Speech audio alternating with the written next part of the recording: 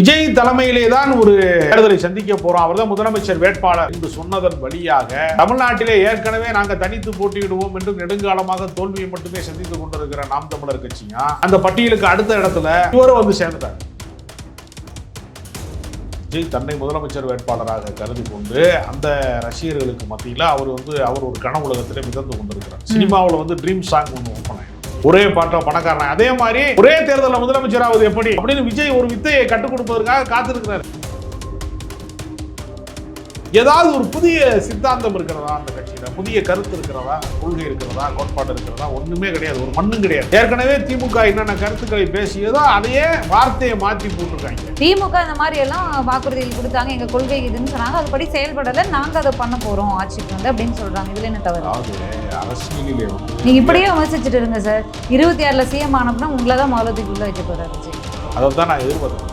ஏன்னா விஜய் முதலமைச்சர் ஆவதற்காக நான் சிறை செல்வதற்கான தியாகியா நான் மாறுறதுக்கு நான் தயாரா இருக்கேன். ஆனா அப்படி மாறுறதுக்கான சாத்தியம் இல்ல. நடிகர் கமல்ஹாசன் வந்து சுற்றுப்பயணத்தை மேற்கொள்ளல, மக்களை சந்திக்கல, கள அரசியல் இறங்கி வரவே இல்லை. ஆனா விஜய் அவர்கள் வந்து செப்டம்பர்ல வந்து நான் மக்களை சந்திக்க போறேன், சுற்றுப்பயணம் போறேன், செப்டம்பர் டு டிசம்பர் மக்களை சந்திக்கிறேன். எங்க சந்திச்சாரு அவர்? தூத்துக்குடி ஸ்டெர்லைட் போராட்டத்திற்கு கமலஹாசன் நேர்ல வந்தாருங்க. ஒரு கூட்டத்துக்கு போராட்டத்துக்கு வந்தாங்க அவரு. இப்ப இவர் மட்டும் தமிழ்நாடு முழுக்க சுற்றுப்பயணம் போனாரா?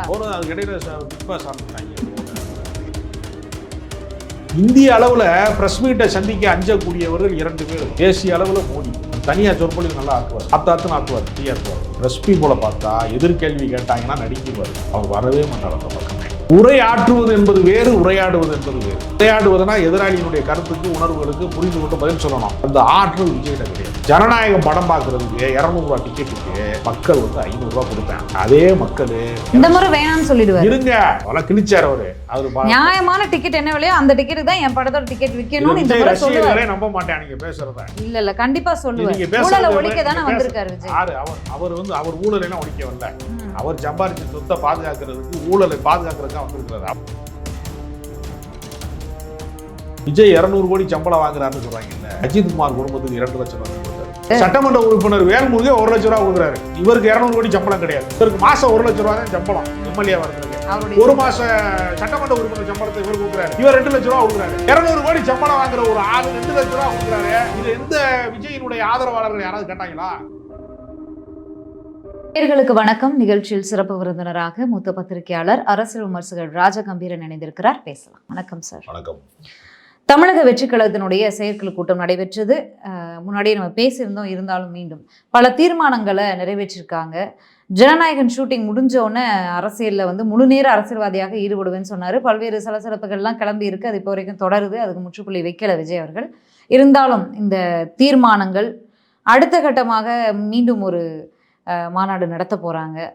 சுறுசுறுப்பா தமிழக வெற்றி கழகம் தன்னுடைய பயணத்தை ஆரம்பிச்சிட்டாங்கன்னு பார்க்கலாமா? கட்சி ஆரம்பித்து ஆண்டுகள் கடந்த பின்பும் கூட அவர் படப்பிடிப்புக்கு தான் போனாரு.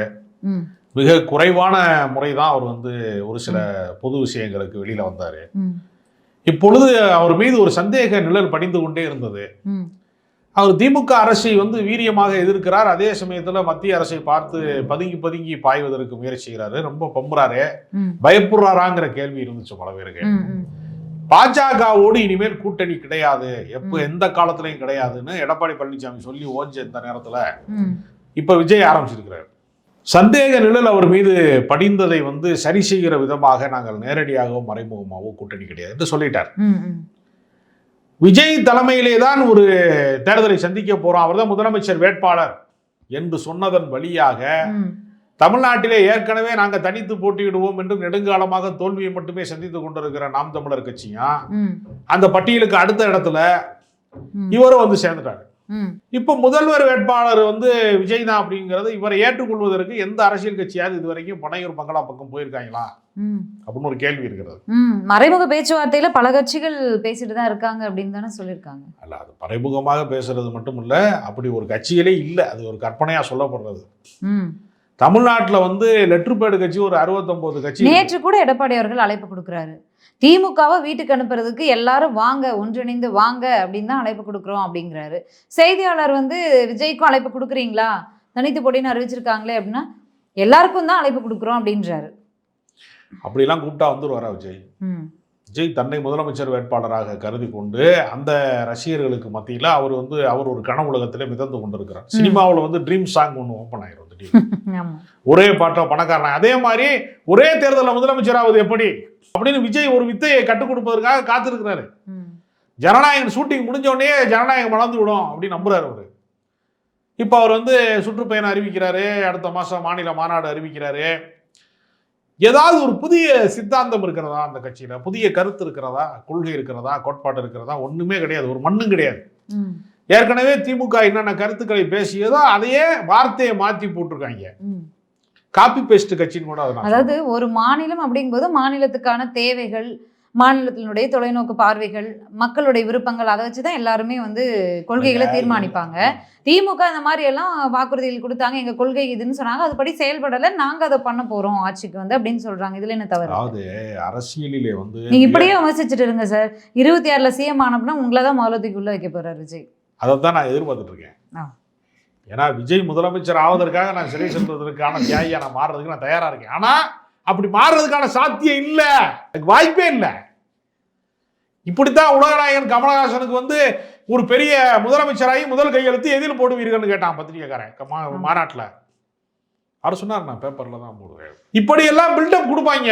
உலகநாயகனுடைய எத்தனையோ விஷயங்களை வந்து அவர் அன்றைக்கு ட்விட்டர் என்று சொல்லக்கூடிய இன்றைக்கு எக்ஸ்தலமாக இருக்கிறதுல எத்தனையோ கருத்துக்களை போட்டாரு.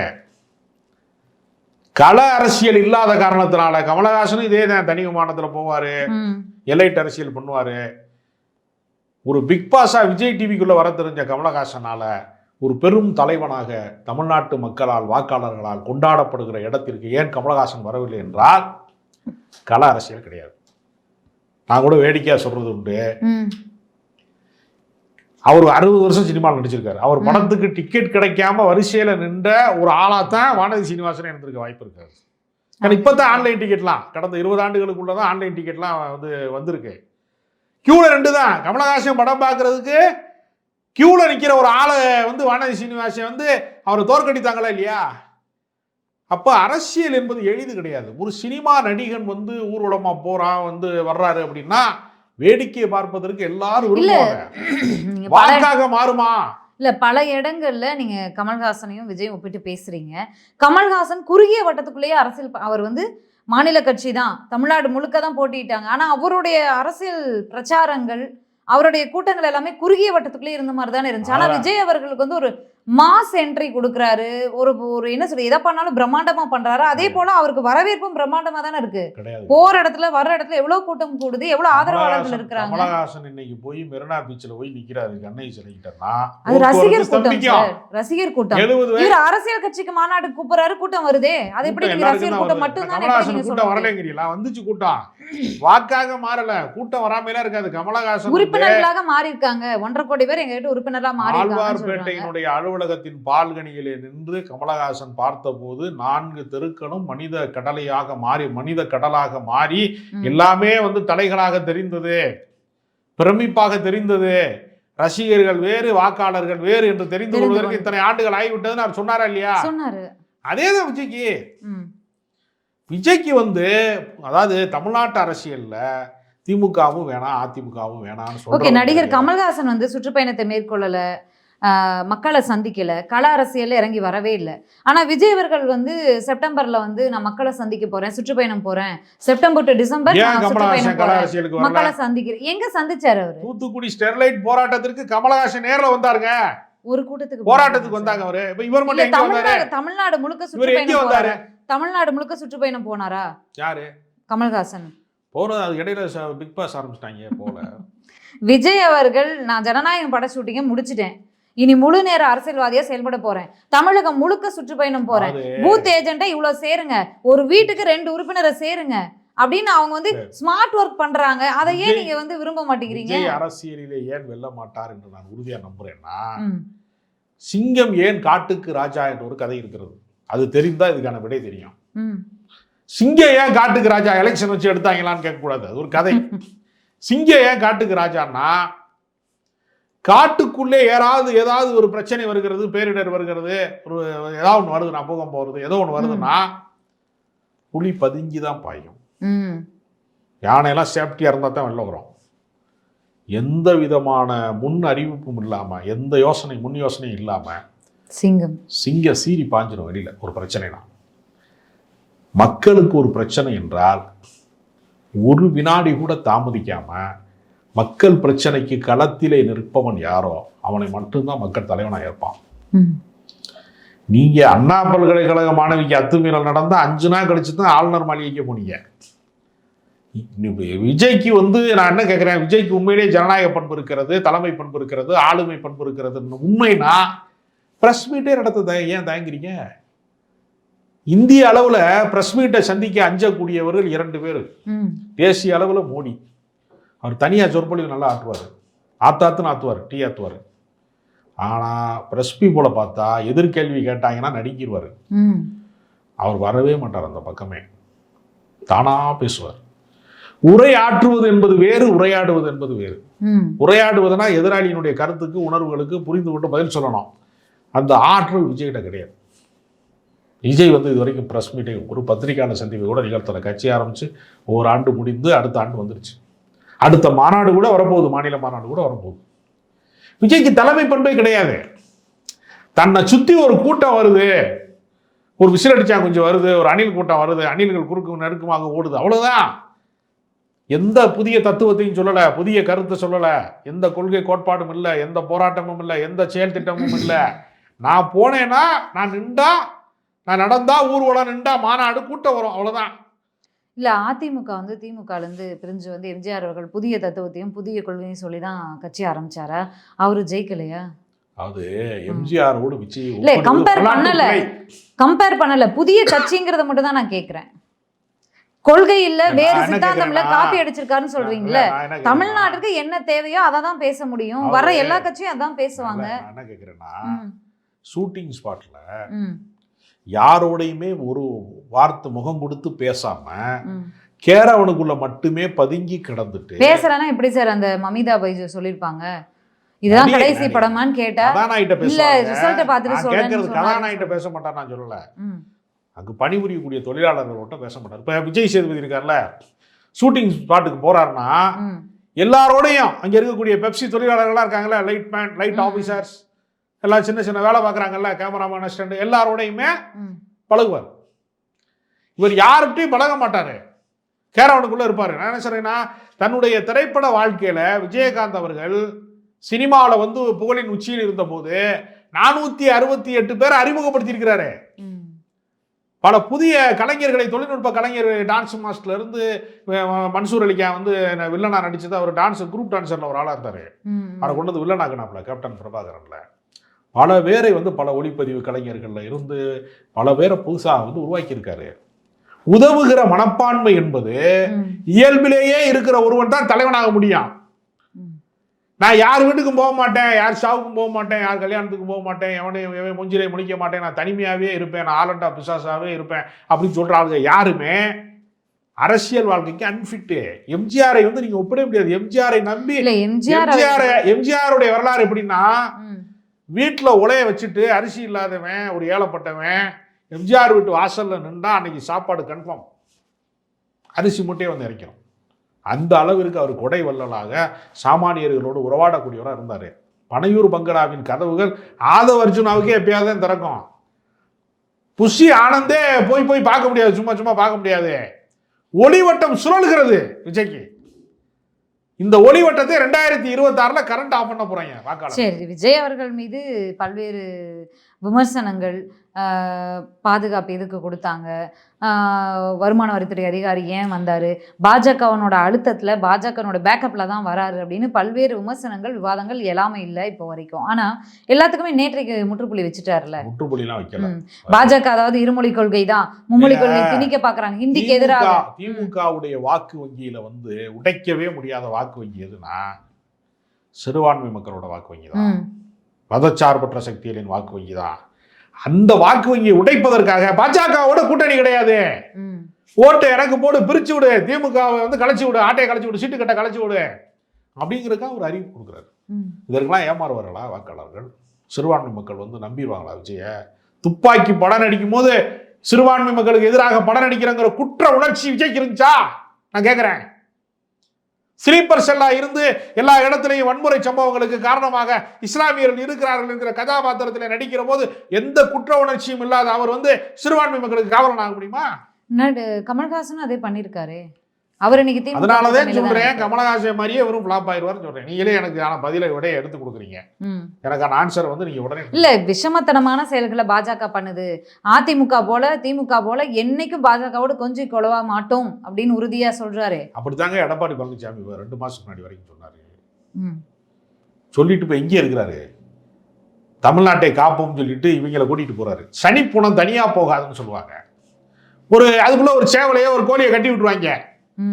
அது மாதிரி தமிழ்நாட்டுல ஏற்கனவே வந்து ஒரு வீணா போன டெட் பாடி பாஜக. ஒருத்தர் ஓட்டு போட மாட்டேன், தமிழ்நாட்டு மக்களுக்கு தொடர்ந்து துரோகம் இழைக்கக்கூடிய பாஜகவோட நீ போனேன்னா அதுல கட்டி தொங்கோட போட்டுக்கிற சேவல் தான் எடப்பாடியார். தனிப்படம் தனியா போகாது. சனிப்படம் தனியா போகாது. இது விளங்குமா? தமிழ்நாட்டு நலன்களுக்கு ஏதாவது ஒண்ணு நீ 11 வருடமாக பாஜக மத்தியில ஆட்சியில் இருக்கிறதே, தமிழ்நாட்டுக்கு செய்த நன்மை என்ன? தமிழ்நாட்டுக்கு என்ன செஞ்சீங்க நீங்க? இப்ப விஜய் அவர்களுடைய பேச்சுக்கள்ல பல நேரங்கள்ல அதிமுகவும் திமுகவும் வேறு வேறு அல்ல, ரெண்டும் ஒரே மாதிரி தான் பண்றாங்க. பாஜகவை தமிழ்நாட்டுல நார்மலைஸ் பண்றாரு. பாஜக பாசிசம்னா நீங்க என்ன பாயாசமா? பாஜகவும் நீங்களும் ஒண்ணுதான் அப்படின்றாரு. பாஜக வேற இடத்துல மக்கள் வச்சிருக்காங்க. பாயாசமான்னு கேட்ட இடம் இருக்குல்ல, அதுதான் முதலாளித்துவ விசுவாசம். தனக்கு யார் எஜமானர்கள் என்பதை பாயாசம் என்கிற சொல்லி காட்டி கொடுக்கிறாரு. பாசமா காட்டி கொடுக்கிறாரு. இல்ல இப்போ சீமான் மாற்று, விஜயகாந்த் மாற்று, அவங்க 10%, 8%, 12% வாக்குகளை வாங்கினாங்க. விஜயகாந்த் அவர்கள்லாம் வாங்கினாரு. இப்போ அந்த மாற்றுங்கிற இடத்துல சீமான் கொஞ்சம் இறங்கி இருக்கிற நேரத்துல கரெக்டா விஜய் வரார். இப்போ தமிழக மக்கள் அந்த மாற்றுக்கான வாக்கை மட்டும் விஜய்க்கு போடுவாங்களா? இவர் வந்து திமுகவையும் பாஜகவையும் வேறு வேறுன்னு பார்க்காதீங்க, பாஜக செய்யக்கூடிய அத்தனை விஷயங்களையும் திமுகவும் செய்யறாங்கன்னு தொடர்ச்சியா பேசுறாரு. இப்ப இந்த விஷயத்தை தமிழக மக்கள் ஏற்றுக்கொண்டார்களா? ஏற்றுக்கொண்டு அதற்கான வாக்குகளை கொடுப்பாங்களா விஜய்க்குன்னு கேட்கிறேன். விஜய்க்கு இருக்கக்கூடிய அரசியல் அறிவை விடவும் ஓட்டு போடக்கூடிய வாக்காளர்களுக்கு அரசியல் அறிவு கூட. நீ வேணா போய் பப்ளிக் ஒப்பீனியனுங்கிற பேர்ல சாதாரணமா போய் கோயம்பேடு மார்க்கெட்ல மாங்காய் வைக்கிற ஆள்கிட்ட போய் கேளுங்க, அவனுக்கு மதச்சார்பற்ற தன்மைனா என்ன தெரியும்? முருகை மாநாடு எதுக்கு நடத்துறாங்க அப்படின்னு அவன் சொல்லுவான். அதனால இப்ப பாஜக எதிர்ப்புன்னு பேசுறாருல விஜய், திருப்பரங்குன்றத்துல கலவரம் பண்றதுக்காக மதவாத சக்திகளை தூண்டி விட்டாங்களே, அன்னைக்கு எங்கே போனாரு? அன்னைக்கு அவருக்கு மொபைல் போன்ல சிக்னல் கிடைக்கலையா? கண்டனத்தை நேற்று தெரிவிச்ச ஒரு தீர்மானம். என்னைக்கு கண்டனம் தெரிவிக்கிறது? பிரச்சனை நடக்கிற போது. நான் என்ன சொல்றேன், வருஷத்துக்கு ஒரு நாள் திருவிழா நடத்தும் போது தேர் ஆடி அசைஞ்சு வரும்ல, அது மாதிரி தானே அரசியலுக்கு வர்றாரு. ஆம்புலன்ஸ் அழைத்தவொன்னே ஓடி வருதா இல்லையா 108, அது மாதிரி ஆம்புலன்ஸ் டிரைவர் மாதிரி இருக்கிறது அரசியல்வாதி. பிரச்சனை என்று வருகிற போது முதலிலே வந்து அதைத்தான் நான் சொல்ல வந்தேன். சிங்கம் ஏன் காட்டுக்கு ராஜான்னா, அது பிரச்சனை என்று வருகிற போது தன்னை பாதுகாப்பதற்கு நினைக்காம உடனே களத்திற்கு வரக்கூடிய இடமாக அது மாறும். அது மாதிரி இருக்கிறவங்க தலைவனா இருக்க முடியும். அந்த மாதிரி தானே போனார் அஜித். திருபுவனத்துல உயிரிழந்த அஜித்குமார் வீட்டுக்கு போனாரே விஜய். தனி மனித சம்பவம் என்பது வேறு. இப்ப அனிதா வந்து நீட் தேர்வுனால தற்கொலை செய்து கொண்டார்கள் என்று சொன்னா, ஒரு நாள் துக்க சம்பவத்துக்கு போயிட்டு வர்றதுங்கிறது யார் வேணாலும் போகலாம். திருப்புவனத்துல ஒரு போலீஸ் அடிச்சு சித்திரவதை பண்ணி கொலை பண்ணிட்டாங்க அப்படின்னா ஒரு நாள் போயிட்டு வந்துடலாம். காவல்துறையின் சித்திரவதைக்கு எதிரான கூட்டு இயக்கங்கள் நடத்துகிறவர்கள், மனித உரிமை மீறலுக்கு எதிராக இயக்கம் நடத்துகிறவர்கள் செய்கிற தொடர் வேலை திட்டம் ஒன்று இருக்குல்ல, அதுதான் அரசியல். ஒரு தனிநபர் பாதிக்கப்படுகிற போது நிற்பதுனா வீட்டுல சொந்தக்காரன் நிற்பான்ல, பழக்கக்காரன் நிற்பான்ல, எல்லாரும் தான் நிற்பான். இவர் மட்டுமா போனாரு? ஐநார் ராஜேந்திரன் போனாரு, எச் ராஜா போனார். அப்போ எச் ராஜா போய் இந்த மாதிரி காவல் சித்திரவதைக்கு எதிரான கூட்டு இயக்கத்துக்கு வந்து ஒரு இதுக்கு வந்து போராடினு அவரை சொல்ல முடியுமா? மணிப்பூரில் வன்புணர்வு நடந்துச்சு, கொலை நடந்துச்சு, என்னென்னமோ அட்டூழியம் நடக்குது, தேவாலயத்தை இடிச்சாங்க, தீ வச்சு கொளுத்துறாங்க, அந்த ஊர் அமைதி இல்லாமல் இருக்கிறதுக்கு பாஜக தானே காரணம். அவங்க ஆளுகிற மாநிலம் தானே. அங்கே போய் அரசியல் சொல்ல வேண்டியது தானே, அமைதியாக இருக்கு சொல்லி கலவரத்தை நிறுத்துறதுக்கு அங்கே போய் சொல்ல வேண்டியது தானே. தீயை மூட்டுறதுக்கு இங்கே வர்றாங்க இல்லை. அப்போ அரசியல் என்பதற்கு ஒரு சித்தாந்தம் இருக்கணும், ஒரு தொடர் நடவடிக்கை இருக்கணும், ஒரு தொடர் போராட்டம் இருக்கணும், ஒரு செயல்பாடு இருக்கணும். நான் மும்மொழியை ஏற்கவில்லை, 2 மொழியை தான் ஏற்கிறேன். ஏற்கலைன்னா களத்தில் போய் நின்று போராடணும். இந்திய எதிர்ப்பு போராட்டத்தில் வந்து நான் இந்தியை எதிர்க்கிறேன்னு சொல்லிட்டு அண்ணாதுரை வீட்டில் படுத்துக்கணும் தூங்கினாரா? கலைஞர் தூங்கினாரா? தண்டவாளத்தை தலை வைக்கிற போராட்டம் வரைக்கும் நடத்தி காட்டி அன்றைய மத்திய அரசாங்கத்தை அதிர செய்தாங்க. அந்த மொழி போராட்டம் தான் திமுக 75 வருடமா நிலை பெற்று நிற்கிறது ஆலமரமா. அரசியல் என்பது தொடர் நடவடிக்கை. என்னைக்காவது ஒரு நாள் தூங்கி எந்திரிச்சு முகத்தை கழுவிட்டு வந்து நான் அதை ஏற்றுக்கொள்ளவில்லை, இதை ஏற்றுக்கொள்ளவில்லைன்னு மனப்பாடம் பண்ணி ஒரு நாள் ப்ரெஸ் மீட்டில் இதில் வந்து ஒரு செயற்குழு கூட்டத்தில் பேசுவேன், டிவியில் லைவ் போடுவாங்க, அதை பார்த்தவங்க லைவ் பார்த்தேன் பூரா உடனே எனக்கு ஓட்டு போட்டு நான் முதலமைச்சர் ஆகிடுவேன்னு சொல்கிறது மாதிரி ஒரு மூட நம்பிக்கை, ஒரு முட்டாள்தனம் ஏதாவது இருக்கா? ஜனநாயகம் படம் பார்க்குறதுக்கு 200 ரூபா டிக்கெட்டுக்கு மக்கள் வந்து 500 ரூபா கொடுப்பேன். அதே மக்கள் இந்த முறை வேணாம்னு சொல்லிடுவாரு. இருங்க, அவெல்லாம் கிழிச்சார் அவரு. நியாயமான டிக்கெட் என்ன விலையோ அந்த டிக்கெட்டுக்கு தான் என் படத்தோட டிக்கெட் விற்கணும்னு இந்த முறை சொல்லுவாரு. நம்ப மாட்டேன் நீங்க பேசுறத. இல்ல கண்டிப்பா சொல்லுவாரு. ஊழலை ஒழிக்க தானே வந்திருக்காரு விஜய். அவர் வந்து அவர் ஊழலை எல்லாம் ஒழிக்க வரல. அவர் சம்பாரிச்ச சொத்தை பாதுகாக்கிறதுக்கு, ஊழலை பாதுகாக்கிறதுக்காக வந்திருக்கிறாரு. அவர் சொத்தை தூக்கிட்டு போயிருவாங்க அமலாக்கத்துறையை வச்சு, அமித்ஷா குரூப் வந்து அள்ளிட்டு போயிருவாங்க வருமான வரித்துறையை வச்சுன்னு அச்சப்பட்டு அவர் கட்சி ஆரம்பிச்சுட்டு இருக்காரு. அவரை போய் ஊழல் அவர் எப்படி ஒழிக்க முடியும்? அவர் வாங்குற சம்பளமே ஊழல் தானங்க. 200 கோடினா அங்கே வேலை பார்க்குற இன்னொரு தொழிலாளருக்கு என்ன சம்பளம்? லைட் மேனுக்கு என்ன சம்பளம்? கிரேனை தள்ளுறவனுக்கு என்ன சம்பளம்? அவனுக்குலாம் எத்தனை கோடி சம்பளம்? அவன் 800 ரூபா பேட்டாக்கு தானே நின்றுட்டு இருக்கான் வெயிலில். சம்பள விகிதம் வந்து சமமாக இருக்கிறதா? ஒன்றுமே கிடையாது. அதனால இதுவே ஊழல் தான். அதனால இவர் ஜனநாயகன் படத்துக்கு 200 ரூபா டிக்கெட் 500 ரூபா கொடுத்து பார்க்க போயிடுவாங்க. ஓட்டு போடுங்க எனக்கு கும்பிட்டாருன்னு வச்சுங்க, 500 ரூபா கூடிய வீட்டில் 4 ஓட்டு இருக்கு, 2000 கொடுத்துட்டு போன்னு சொல்லுவாங்க. விஜய்க்கு கொடுத்து பழக்கமே இல்லை. எம்ஜிஆர் கொடை வள்ளல், இவர் கொடுக்காம இருக்கிறதுல ஒரு பெரிய வள்ளல் அவர். அதனால கொடை வள்ளலா மாறுறதுக்கெல்லாம் விஜய்க்கு எந்த தகுதியும் கிடையாது. விஜய் யாருக்கு உதவுனதே கிடையாது. முதலமைச்சர் ஆக்குறதுக்காகத்தான் மாணவ மாணவியருக்கு பரிசு கொடுக்குறாரு. அவர் எந்த உள்நோக்கமும் இல்லாம யாருக்கு உதவி செய்யவே மாட்டாரு. விஜய் அரசியலுக்கு அன்பிட். திருபுவனத்துல உயிரிழந்த கொலை செய்யப்பட்ட இந்த அஜித்குமார் அவருடைய அந்த தாய் தம்பியை சந்திக்கிறதுக்காக விஜய் போறாரு. போயிட்டு அங்கே ஒரு நெரிசல்லாம் நடக்குது. சந்திச்சுட்டு பிறகு வரும்போது எல்லாம் மீடியா இவங்க எல்லாம் துரத்திக்கிட்டு வரும்போது இவர் என்ன பண்ணார், டக்குன்னு காருக்குள்ள ஏறி காரை எடுங்கன்றாரு. புஷி ஆனந்த் வந்துகிட்டு இருக்காரு. புஷி ஆனந்த் அவர் வந்துடுவார், நீங்கள் எடுங்கன்றாரு. இவர் பைக்லேயே துரத்திக்கிட்டே போய் சேஸ் பண்ணிட்டு போய் காரில் போய் ஏறுறாரு. ஏன் விட்டுட்டு போனார் புஷி ஆனந்த் அவர்களை? புஷி ஆனந்த்னால அவர் அனுபவிக்கக்கூடிய தொல்லைகள் அதிகமாக இருக்கலாம். புஷி ஆனந்த் எனக்கு தான் அரசியல் தெரில. புஷி ஆனந்தும் ஒரு அரசியல் தெரியாத ஒரு ஆளை பொதுச் செயலாளரை வச்சிருக்கிறோம். அதாவது பார்வையற்றவர்கள் வந்து வரிசையாக பாடிக்கொண்டே போகிற போது முதலில் ஒருவன் குடியிலே விழுந்தால் வரிசையாக பாடிக்கொண்டு அதே குடியில் விழுவான்னு சொல்றது மாதிரி அரசியல் அறிவற்றவர்கள். அதனால நான் இன்னொன்று கேட்குறேன், விஜய் 200 கோடி சம்பளம் வாங்குறாருன்னு சொல்றாங்க இல்ல, அஜித்குமார் குடும்பத்துக்கு 2 லட்சம் ரூபாய் தான் கொடுத்தாரு. அரசாங்கம் கொடுத்திருக்கு. சட்டமன்ற உறுப்பினர் வேல்முருகே 1 லட்சம் ரூபாய் கொடுக்குறாரு. இவருக்கு 200 கோடி சம்பளம் கிடையாது. இவருக்கு மாசம் 1 லட்சம் ரூபாய் தான் சம்பளம் எம்எல்ஏவா இருக்கிறது. ஒரு மாச சட்டமன்ற உறுப்பினர் சம்பளத்தை இவர் கொடுக்குறாரு. இவர் 2 லட்சம் ரூபாய் கொடுக்குறாரு. 200 கோடி சம்பளம் வாங்குற ஒரு ஆளு 2 லட்சம் ரூபாய் கொடுக்குறாரு. இது எந்த விஜயினுடைய ஆதரவாளர்கள் யாராவது கேட்டாங்களா? நீங்க ஏன் இவர் எம்ஜிஆர் இல்லைங்கிறதுக்கு தான் உதாரணம். இவ்வளவு சம்பாதிக்கக்கூடிய அவரு ஒரு 10 லட்சம் ரூபா கூட கொடுக்கல. அரசு நோக்கி இந்த கேள்வி எழலையே, 5 லட்சம் கொடுத்தாரு. ஏன் அரசு வந்து வீட்டு மனை கொடுத்துருக்குறாங்க. அந்த அவனுடைய கூட பிறந்த தம்பிக்கு வந்து அரசாங்க வேலைக்கு ஏற்பாடு செய்திருக்கிறாங்க. அரசாங்கம் 5 லட்சம் கொடுத்ததும் தப்பு தான். அரசாங்கம் கூடுதலாக தொகை கொடுக்கணும். ஒரு போலீஸ்காரன் கலவரத்தில் செத்தா 1 கோடி ரூபா கொடுக்கக்கூடிய இதே அரசாங்கங்கள் வந்து ஒரு சாமானியன் செத்தா 5 லட்சம் ரூபா கொடுக்கறதுங்கிறது தவறு தான். அரசாங்கம் கூடுதல் தொகையை கொடுக்கணும். ஒரு 50 லட்சமாவது கொடுக்கணும். நன்றி சார், நன்றி. பொறுத்திருந்து என்ன செயல்பாடுகளில் எப்படி தீவிரமாக செயல்படுகிறார் விஜய் அவர்கள் அப்படின்னு பார்த்துட்டு மீண்டும் பேசலாம். நன்றி, வணக்கம்.